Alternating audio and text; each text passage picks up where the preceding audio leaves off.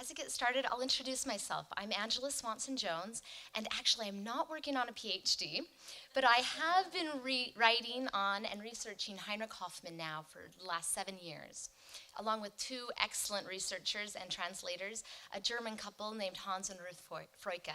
I wanted to say thank you to all my friends and family who are here today and their support in this project.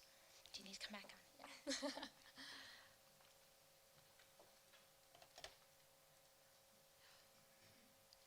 Nothing's working.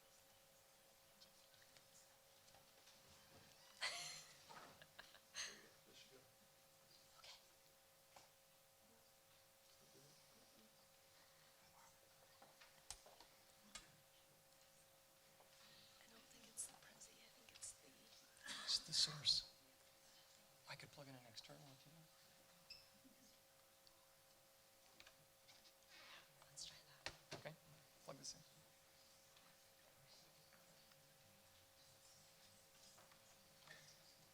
Where's the VGA cable? It should be hanging off of that.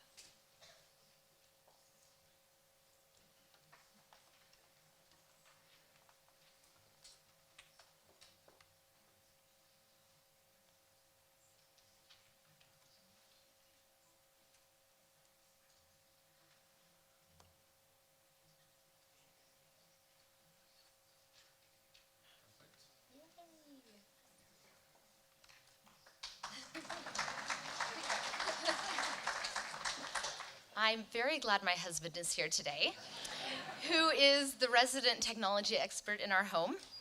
And as a BYU alumni, I'm so pleased to have been a part of this exhibition, which is extraordinary because it brings together more paintings of Heinrich Hofmann seen together in one place than has in over a century.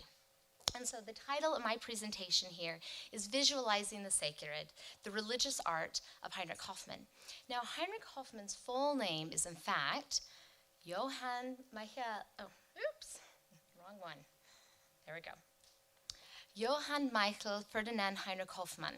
Now, this is quite a mouthful, so consequently, he went simply by Heinrich Hofmann most of his life. And you will notice in his name that it's spelled with one F. So a German speaker would say Hofmann, but I hope you'll forgive me if I actually say Hoffmann during this presentation. Hoffmann is actually a very common name in Germany.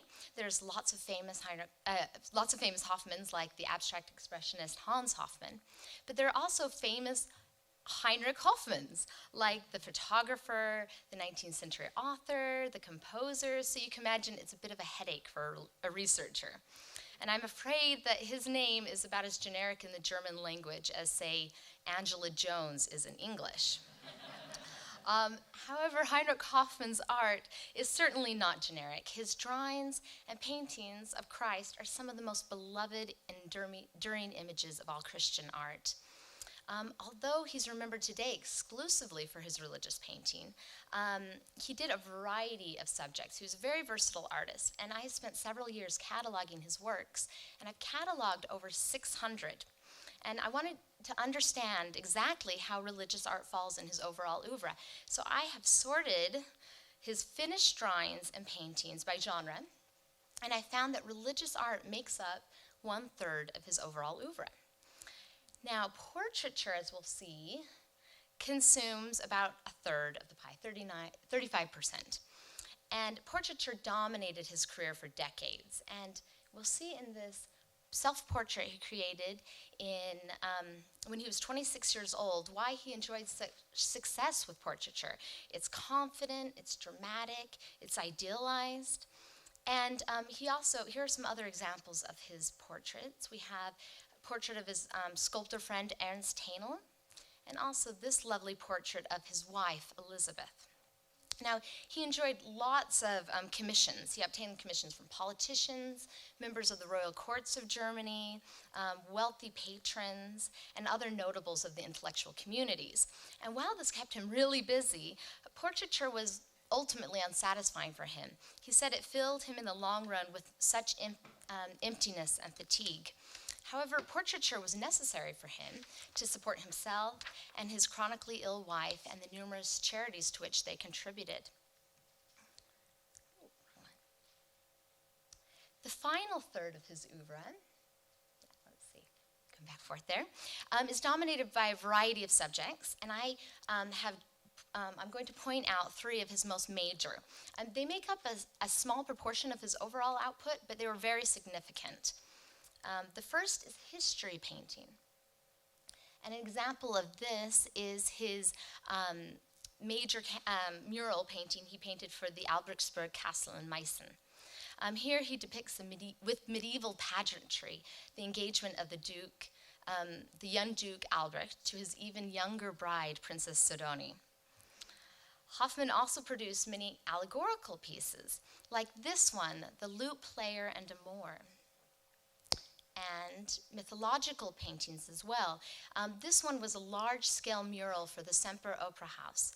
And sadly, this work was destroyed during bombings in World War II, along with the entire opera house.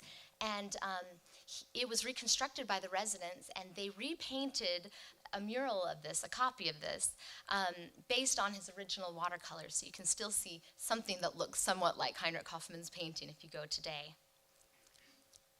And like many of his contemporaries, Hofmann depicted scenes of Shakespeare, like this one, Romeo and Juliet, and Othello, and many others. And sadly, these paintings are only known to us today through prints. However, it was religious painting that won him his greatest fame and success and brought his spiritual temperament the most satisfaction. Religiosity breathed life into Hofmann's canvases, and he's well versed in biblical subject matter. One contemporary noted, Hofmann began each day and closed it by reading the Holy Scriptures, in which he was at home. As an infant, he was baptized in the Catholic Church, and he was later confirmed a Lutheran. And throughout his life, he found his greatest spiritual growth from his personal study of the Scriptures. And the seeds for spiritual life were also planted early by his religious parents. In this 1843 letter from his father, Karl, to him, he was 19 years old at the time, it offers a lot of counsel about life, faith, and art, which no doubt left an impression on the 19-year-old artist. And Karl wrote this memorable statement: "Think about it often. Visualize how you can get closer to God." For Hofmann, art was a means of literally visualizing how to gain a closer relationship to God and Christ. So let's explore for a moment the formation of Hofmann as a religious painter and how carefully cultivated his style and technique. His parents always encouraged him in his love of art. His mother had taught drawing before she married, and she tutored all her 5 sons in drawing. But it was Heinrich who showed the greatest talent. Surviving sketchbooks like this one, I'm going to show you some sketches from when he's just 12 years old, reveal that he was a serious student, making precocious drawings from life and nature. Go through some of these. And it is little wonder that he always declared he would be a painter and nothing else. At the age of 16, Hofmann began his first formal study under the copperplate engraver Ernst Rausch. And there he learned a lot about anatomy and elements of composition. And then finally, in 1842, when he was 18 years old, he entered the Dusseldorf Kunst Academy. Now, this is not by Hofmann, it's another artist, but I wanted to show you what it looked like during the time. And this was probably the most famous and respected art academy in Germany at the time. And Hofmann was undoubtedly attracted to the reputation it had for painting that was historically relevant and religiously edifying. One London periodical noted that Dusseldorf does as much for religious art in 12 months as London in a century. And this was thanks to the influential leadership of its headmaster, Wilhelm von Schadow.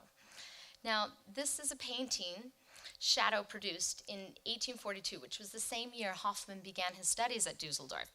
And it shows Shadow's starkly Nazarene style.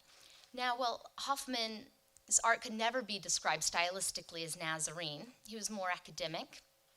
It was undoubtedly inspired by the movement's agenda to revive modern Christian subject matter.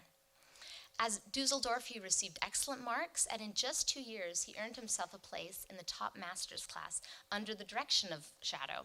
And under his direction, he finished his first major historical painting from a German subject. But Hofmann was not content to stay in Dusseldorf. In 1845, he was ready to explore Europe's major art centers.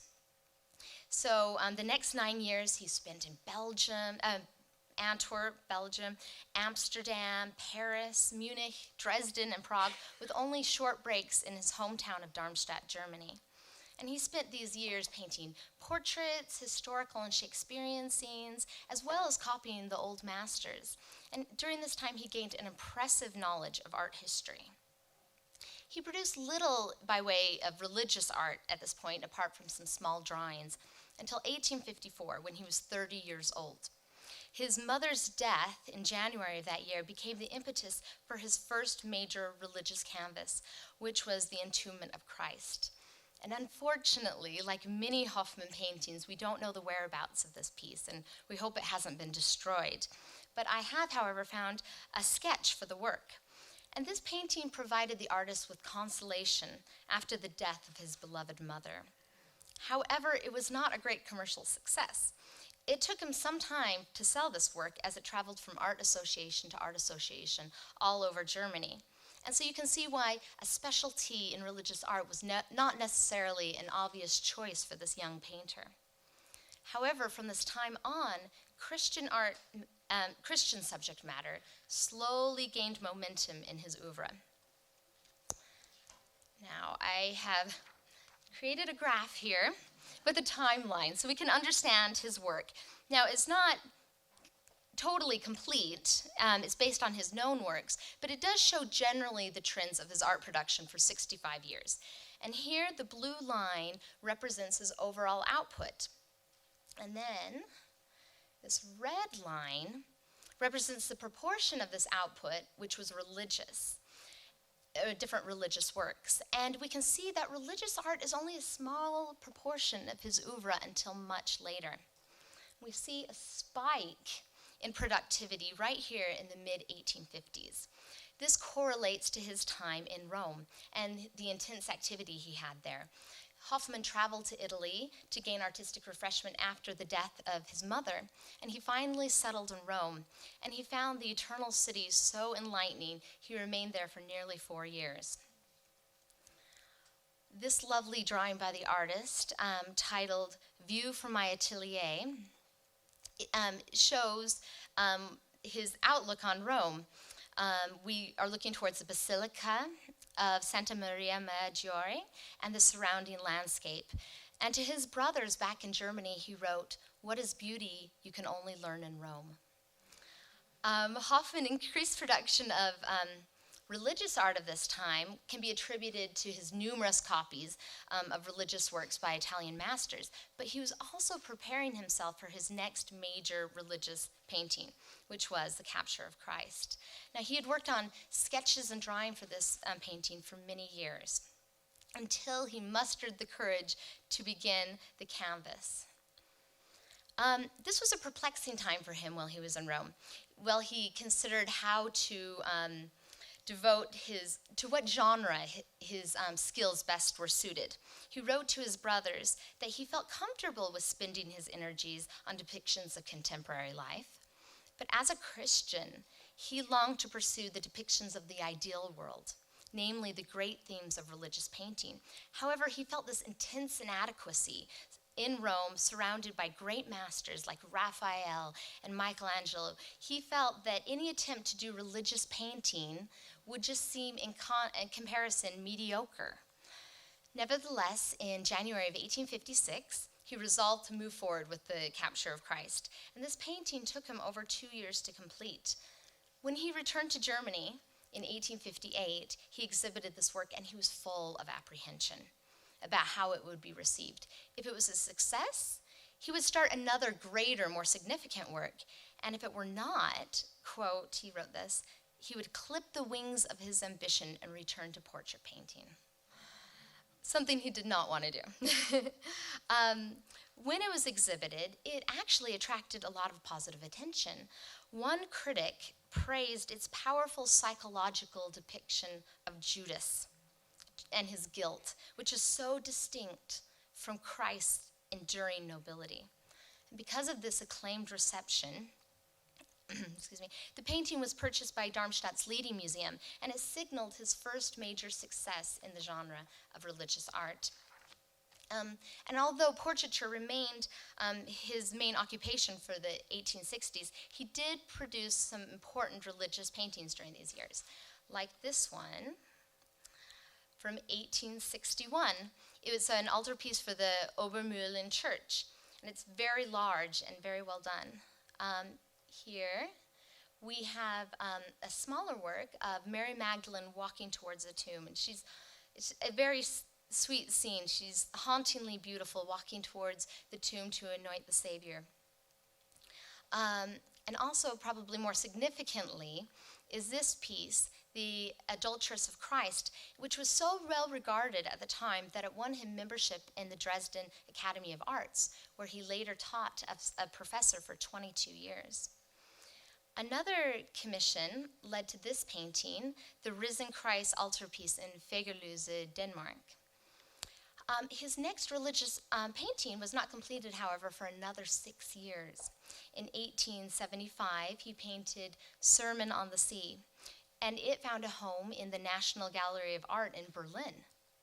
Sadly, this work has been lost and possibly destroyed during World War II.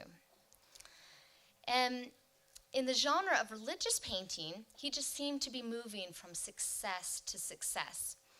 But it was 1880, which marked a decisive increase in his production and commitment to religious art. Religious art made up the majority of his art production after this time. And ironically, in the 1880s, it was just when the popularity of religious painting was beginning to wane in continental Europe. So this must have required a great deal of courage for an artist who was now in his late 50s. And few scenes of the youth of Christ are so well known and beloved as Hofmann's Jesus in the Temple. Even Hofmann's harshest critic judged this painting, quote, the most pleasing among the many representations of the subject. Consequently, this painting has been heavily reproduced. And as with many of Hofmann's paintings, the narrative here is more significant than the representation of a historically accurate setting. Here, only the classical columns and the seal of Solomon on the back of the chair suggest a temple location. Of greater interest here are the figures' facial expressions, gestures, and how they interact with the boy from Nazareth. Hofmann disliked offering interpretations of his paintings. He felt that his paintings should speak for themselves. However, we did get a rare interpretation of this painting, which he gave of the Jewish elders in this scene. I'm going to quote this. He wrote, "They are not certain personalities, but I have given them certain characters. On the right side, the old man strongly believing in the authority of the scriptures. Then the smart dialectician who liked to contend with the spirited boy, about which the old bearded man good-naturedly is smiling. Maybe the younger man who earnestly listens, bracing his chin, is the same Nicodemus who 20 years later visited the Savior." And contrary to taking an anti-Semitic approach to the Jewish figures, Hofmann's elders are respected individuals that the viewer can relate to and question their own spirituality. And of course, there's the ethereal beauty of the boy Christ himself. In Hofmann's lifetime, many people questioned him who the model for Christ was. And Hofmann responded this way: "When I read about Christ in the Bible, there arises spontaneously before my fancy a picture of him that I try to retain and reproduce. That is my only prototype." So we see here Hofmann visualizing the sacred. Jesus in the Temple quickly found its place in the collection of Dresden's foremost museum, which is the Gemälde Gallery. And during the intensive bombings of World War II, the canvas was removed into the countryside for preservation. However, after the war, tastes had changed, and the painting was not rehung. Consequently, the original Jesus in the Temple was never again on public display until now in this exhibition. So great was Hofmann's success with this work, however, he was commissioned at least 4 times to make a copy of it. And these, he made them for prominent American collectors, such as Andrew Carnegie and Mrs. Pierpont Morgan. They each ordered their own version. But Hofmann was not the only person copying this painting. Copies of this painting are scattered around the world. Throughout the 1880s and 90s, Hofmann also produced 43 detailed drawings depicting scenes from the life of the Savior.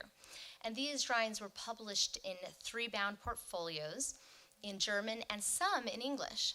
And reproductions of the drawings also toured Germany and America in the form of a magic lantern show. And this spread Hofmann's reputation internationally as a religious artist. These drawings are so lovely and detailed, it's a shame that not more of them were worked up into oil paintings.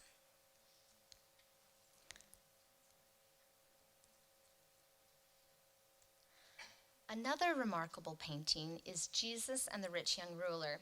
Here, Hofmann is illustrating a story from Mark 10, where a young man approaches Jesus and asks him what he must do to inherit eternal life. And Jesus gestures towards an impoverished man and woman and invites the man to sell all he has and give it to the poor and follow him. This young man is luxuriously dressed with refined features, testifying of his life of wealth and ease. The contrast between rich and poor, pleasure and misery, spiritual and worldly is paramount in this picture. However, it is a sympathetic head of Christ in the picture that has continued to hold the admiration of Christian viewers, and it has often been reproduced as a detail.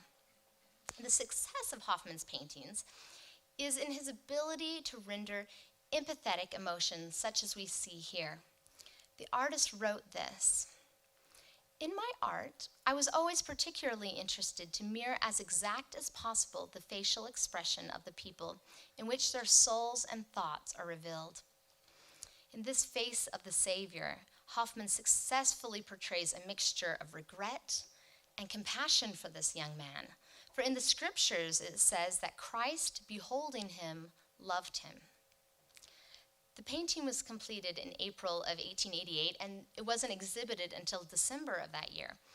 And while Hofmann was constantly a benefactor of the poor, he was particularly concerned about them at Christmas time, when he invited needy families around his own Christmas tree and distributed gifts to needy children at this time. And Dresden and Germany were undergoing a so-called Great Depression at this time, and there was certainly a need for compassion during these lean years. In his studio, Hofmann displayed a box labeled "For the Orphans of Dresden," into which donations would go whenever someone would request his autograph. One can imagine this painting as a declaration of his concern for the plight of the poor during this season. Undoubtedly, the artist's intention was to awaken in the viewer to open their eyes to the need around them and to be charitable givers. Christ and the Rich Young Ruler also reveals the artist's commitment to this genre.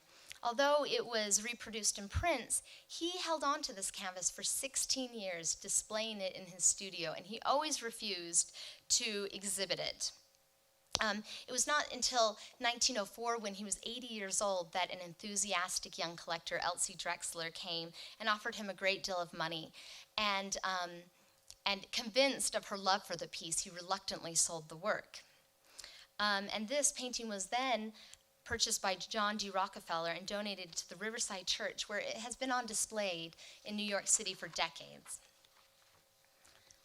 Even during his lifetime, his religious work found appreciation among Americans.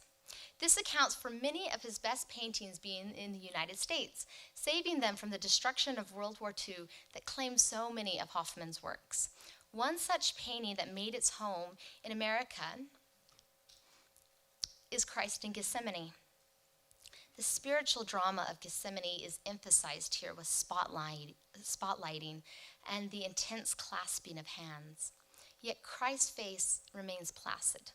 The features of a garden have been reduced to flinty stones, and, if you can see it, a prickly thorn bush in the foreground, which prefigures his crown of thorns he would wear tomorrow. The picture's success lies in its appropriateness of tone, the transformation of abject agony into a palatable scene of devotion. Christ's solitude may well reflect Hofmann's own isolation and reliance upon faith. His wife, who had been in poor health, passed away only months after the completion of this painting, leaving Hofmann a widower for 20 years. Purchased by the American collector John Sila, this picture was so treasured that it was the only object saved from the collector's home when it was destroyed by the San Francisco earthquake and fire of 1906. In 1932, John D. Rockefeller purchased this painting and donated it to the Riverside Church in New York. Talking about this painting, he made this statement: "I have always been interested in the picture, but never felt that an individual ought to possess such a rare treasure.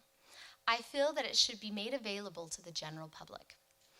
At Riverside Church, this painting has been viewed by thousands of visitors, making it one of the few places in the world where original Hofmann paintings were on exhibition.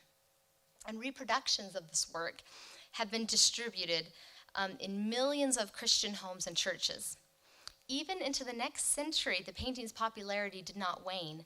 In 1944, when modernism was just beginning to triumph, this iconic painting was rated by Good Housekeeping as one of America's 8 favorite pictures. Hofmann continued his notable production of religious works with Portrait of Christ the Savior.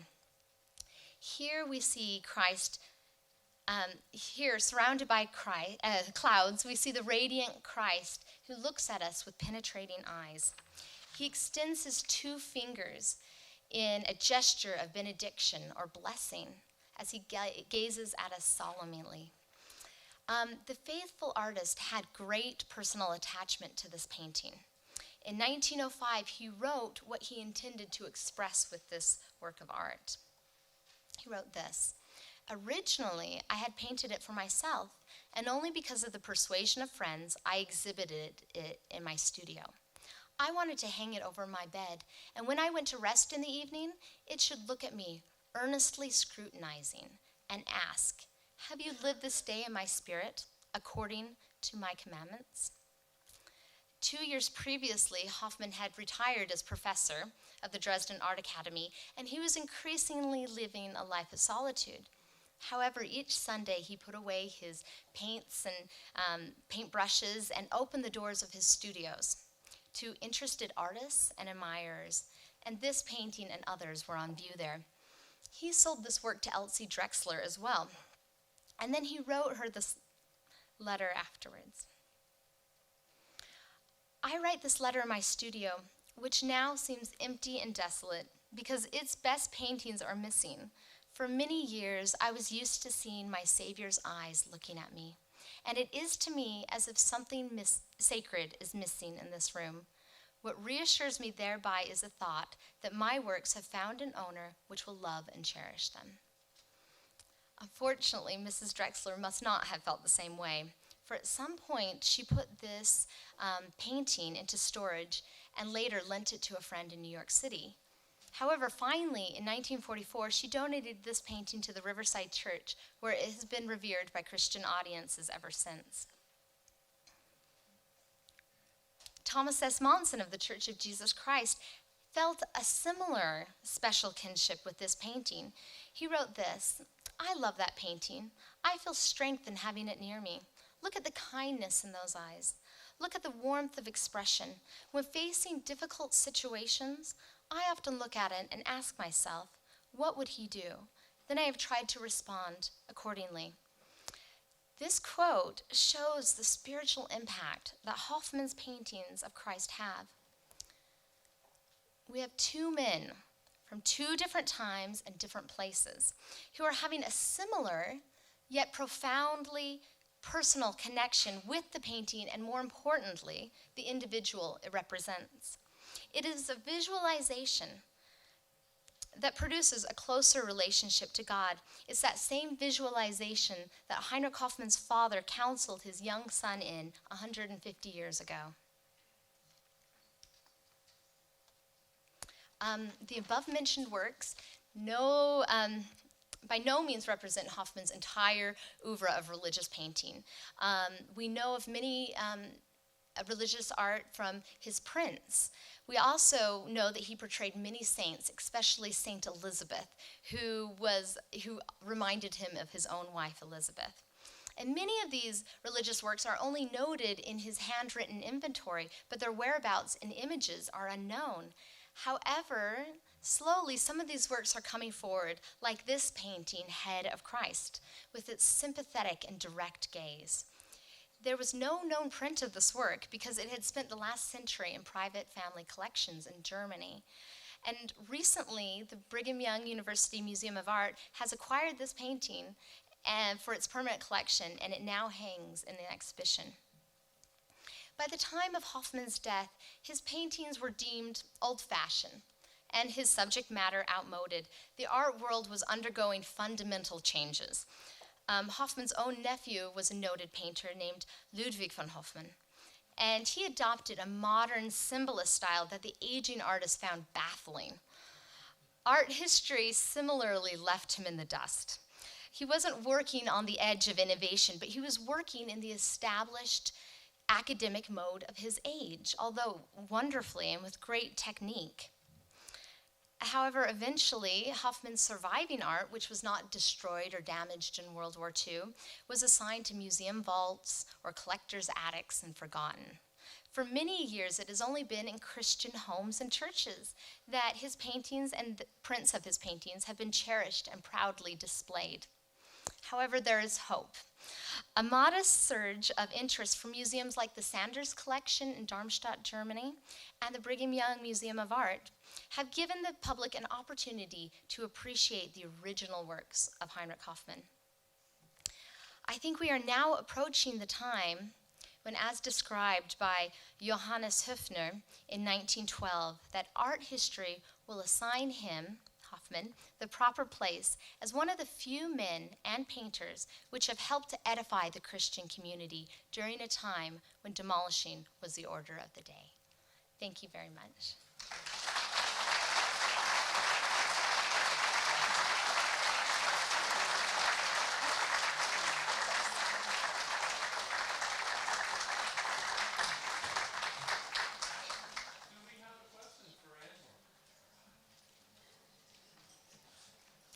I must have done a good job then.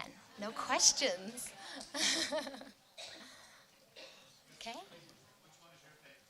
Oh, I love Jesus in the Temple. I think it's great. Okay, thank you.